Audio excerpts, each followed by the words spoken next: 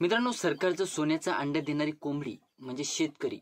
परंतु मित्रांनो, हा शेतकरी जगाचा पोशिंदा हा जगायचाच कसा असा प्रश्न पडून राहिलेला आहे. त्याचं कारण म्हणजे मित्रांनो, पीक विम्याच्या अधिसूचना काढल्या, ते गेला चुलीत. त्यानंतर मित्रांनो, कर्जमाफीचं आश्वासन दिलं, ते पण चुलीत घातलं. त्यानंतर जे नुकसान भरपाई, अतिवृष्टी नुकसान भरपाई होती, ती पण आश्वासन देण्यात आले. काही जिल्ह्यातील शेतकऱ्यांना आशेवर ठेवलं, ते पण चुलीत घातलं यांनी. म्हणजे एकंदरीत बघायचं झालं मित्रांनो, हे सरकार शेतकऱ्यांविरोधी काम करण्याचं जे दिसत आहे ते काम करत असल्याचं दिसत आहे.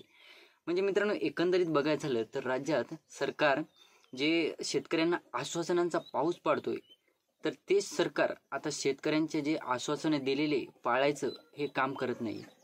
आता मला कधी कधी वाटायचं की हे पंजाबचे लोक, म्हणजे पंजाबचे जे शेतकरी वगैरे आहेत, ते म्हणजे वेड्यासारखं सारखं आंदोलन का करतात, सारखं दिल्लीवर का येतात वगैरे वगैरे, अशा बऱ्याच गोष्टी वाटत होत्या. परंतु मित्रांनो, महाराष्ट्रातील शेतकऱ्याला सुद्धा तेच करावं लागतं की काय असा प्रश्न दिसून येत आहे. कारण मित्रांनो, पीक विमा गेला, कर्जमाफी गेली, त्यानंतर अतिवृष्टी नुकसान भरपाईच्या रकमा गेल्या. ज्या शेतकऱ्यांना अतिवृष्टी नुकसान भरपाईच्या रकमा मिळालेल्या आहेत ते शेतकरी समाधानी असू शकतात. परंतु काय शेतकऱ्यांचं ज्या शेतकऱ्यांच्या अजून याद्यामध्ये नाव नाही किंवा त्यांच्या जिल्ह्यातील कुठेच KYC वगैरे प्रोसेस नाही किंवा अतिवृष्टी नुकसान भरपाईचं काहीही नाही, अशा शेतकऱ्यांनी काय करायचं? म्हणजे एकंदरीत बघायचं झालं मित्रांनो, कधी कधी जेव्हा शाळेत होतो तेव्हा ऐकलं होतं की तुम मुझे खून दो मैं तुम्हें आझादी दूंगा असं. परंतु मित्रांनो, आता सध्याच्या सिच्युएशनमध्ये सरकारतर्फे शेतकऱ्यांना हाच डायलॉग रिटर्न वापरण्यात आल्यासारखं दिसत आहे. म्हणजे सरकार शेतकऱ्यांना म्हणत आहे, तुम मुझे खून दो, म्हणजे खून म्हणजे तुम्ही मरमर करा, दिवस रात्र ज्या शेतामध्ये उन्हातानामध्ये तुम्ही मरमर करा, तुम मुझे खून दो मैं तुम्हें बर्बादी दूंगा असं झालेलं आहे मित्रांनो. शेतकऱ्यांनी फक्त मरमर करायची शेतामध्ये, त्यांच्या शेतमालाला भाव नको ना, त्यांच्या जे पीक विमा वगैरे ज्याच्यावर डिपेंड राहावं शेतकऱ्यांनी, ते शेतकऱ्यांच्या खात्यावर वितरित होत नाही. त्यानंतर मित्रांनो, बऱ्याच अधिसूचना काढण्यात आल्या. हिंगोली जिल्हा, परभणी जिल्हा, इतर जिल्हा, मराठवाड्यातील जिल्हे असो की विदर्भातील जिल्हे असो की महाराष्ट्रातील जिल्हे असो, काही जिल्ह्यातील शेतकऱ्यांना 3 लाख रुपयांची एक भीक विमा रक्कम देण्यात आली. हा भीक विमा नाही तर घात विमा म्हणलं तरी चालेल मित्रांनो, कारण मित्रांनो घात केला त्या नाशिक जिल्ह्यातील शेतकऱ्यांचा. 3 लाख रुपयांच्या रकमा त्यांच्या खात्यावर वितरित होणार आहेत कंपनीतर्फे.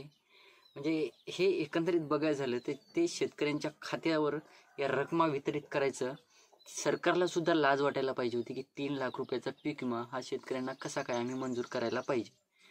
म्हणजे शेतकऱ्यांनी जस्ट 200-250 रुपयाच्या रकमा या, म्हणजे तुम्ही रिचार्ज वाढवा, सगळं वाढवा, तुम्ही 199 रुपयाचं रिचार्ज 18 दिवस द्या, आम्ही सगळं सहन करू, आम्ही सगळं सहन करू शेतकरी लोक. परंतु तुम्ही काय करा, शेतकऱ्याला लुटा. तुम्ही शेतकऱ्याला दान करू नका किंवा काही देऊ नका, तुम्ही शेतकऱ्याला लुटा.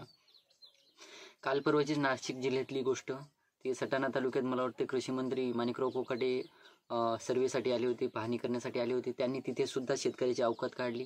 तिथे सुद्धा त्यांनी डायलॉग मारला की तुम्ही कर्जमाफीचा विषय एका शेतकऱ्याने विचारलं, तर तिथे सुद्धा त्यांनी काय म्हटलं की तुम्ही कर्जमाफीच्या पैशामध्ये तुम्ही लेकीचे लग्न करता, मुलाचे साखरपुडे करता. अरे तुम्हाला काय करायचं आहे?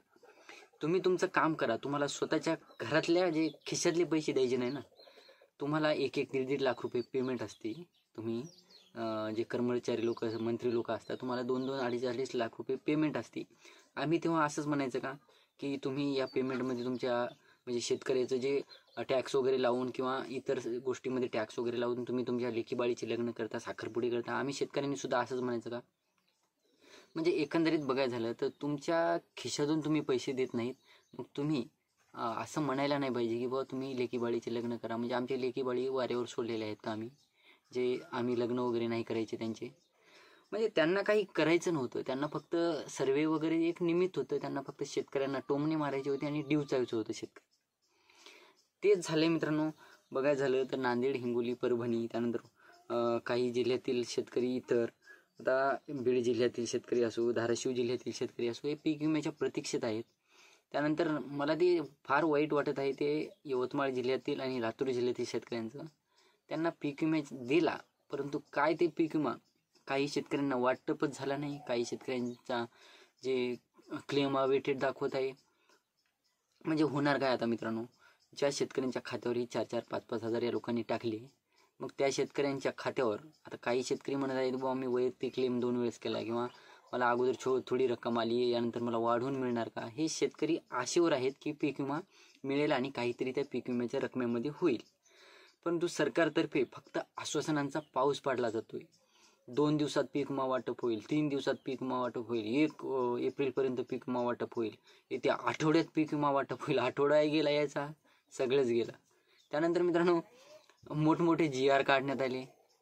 अतिवृष्टी आता जे गारपीट वगैरे अवकाळी पावसामुळे या 4-8 दिवसामध्ये जे नुकसान झालेलं आहे, त्या नुकसानीची भरपाई माणिकराव कोकाटे साहेबांनी काय म्हणले की येत्या आठवडाभरात म्हणजे 7 ते 8 दिवसात तुम्हाला ही नुकसान भरपाई मिळवून देतो. हे एवढं सोपं आहे का?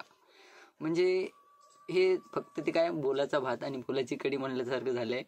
फक्त तुम्ही फेकॉलॉजी करा, आम्ही शेतकरी ऐकण्यासाठी तयार आहोत, असंच झालेलं आहे. म्हणजे काय करायले हे शेतकऱ्यांना फक्त आश्वासनं द्यायले. तुम्ही घाम गाळा, तुम्ही मरमर करा, रात्रंदिवस तुम्ही शेतामध्ये मरमर करा. तुमच्या मालाला आम्ही भाव नाही देणार, तुम्हाला कर्जमाफी नाही देणार, तुम्हाला आम्ही पीक विमा नाही देणार.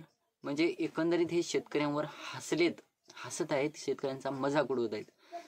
आता काय होत आहे माहिती आहे का, बऱ्याच शेतकरी संघटना झटत आहेत, परंतु कर्जमाफीसाठी आणि परंतु पीक विम्यासाठी काही मंत्री किंवा काही शेतकरी नेते सोडले तर असे सुद्धा काही शेतकरी आहेत ज्यांना पीक विम्यासंदर्भात काहीही घेणं देणं नाही.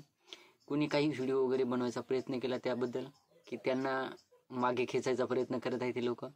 म्हणजे एकंदरीत जे शेतकरी असतात त्या शेतकऱ्यांना शेतकऱ्याची जाणीव असते.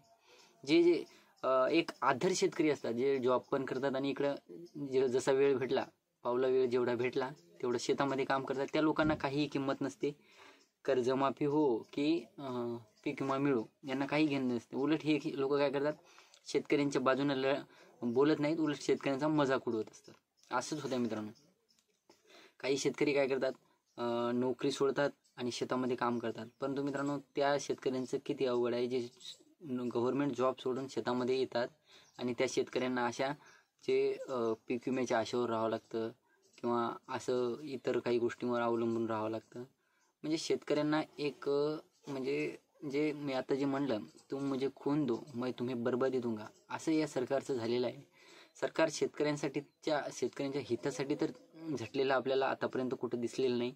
परंतु आश्वासनांचा पाऊस मात्र शेतकऱ्यावर, अवकाळी पाऊस तरी कमी पडत आहे, त्यापेक्षा जास्त यांचा आश्वासनांचा पाऊस दिसत आहे. कारण की एवढी फेकॉलॉजी झालेली आहे सरकारची की म्हणजे आता कालचीच न्यूज काय आहे की लाडक्या बहिणींचा जे हप्ता आहे त्याच्यामुळे आता सरकारच्या तिजोरीवर परत एकदा भार पडला म्हणे. म्हणजे इतके दिवस काय म्हणले सरकार लाडक्या बहिणीचा आणि सरकारच्या तिजोरीचं काही घेणदेण नाही, भार वगैरे काही पडला नाही. आणि कालच न्यूज बघितली मी की या लाडक्या बहिणीच्या याच्यामध्ये सरकारच्या तिजोरीवर पुन्हा एकदा ताण पडलेला आहे.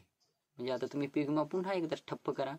ते कंपनीवाले म्हणतात की सरकारने आम्हाला पहिला हप्ता दिला नाही आणि सरकार म्हणते आम्ही त्यांना कंपन्यांना पहिला हप्ता दिलेला आहे, तुम्ही 3-3 लाख रुपये शेतकऱ्यांना द्यायले. म्हणजे एकंदरीत बघायचं झालं, एका शेतकऱ्यानं जर कर्ज काढलं शेतावर तर त्याला 3 लाख रुपये एका शेतकऱ्याला मिळतात कर्ज काढलं तर.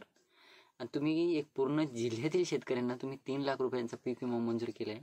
कोणती बाजू, म्हणजे एक शेतकऱ्यांची बाजू सध्या भक्कम नाही मित्रांनो. सरकार आता जास्त बोलायचं नाही आपल्याला, परंतु सरकार शेतकऱ्यांच्या हितासाठी नाही तर शेतकऱ्यांच्या जे ते काय म्हणतात ते लुबाडून खाण्यासाठी आहे शेतकऱ्यांना. कारण शेतकऱ्यांकडूनच यांना शेतकरी हे एक सोन्याचं अंड देणारी कोंबडी आहे, परंतु शेतकऱ्यांवर एवढं प्रेशर आणला जातोय, ताण पाडला जातोय की शेतकरी आता शेती करावी की कुठं जरी शेतीमध्ये जाऊन कामं करत बसावं हेच शेतकऱ्यांना आता समजत नाही. ही होती छोटीशी माहिती मित्रांनो. व्हिडिओ आवडला असेल तर लाईक करा, चॅनलला सबस्क्राईब करा, जास्तीत जास्त शेतकऱ्यांपर्यंत पोहोचवण्याचा प्रयत्न करा आणि धन्यवाद.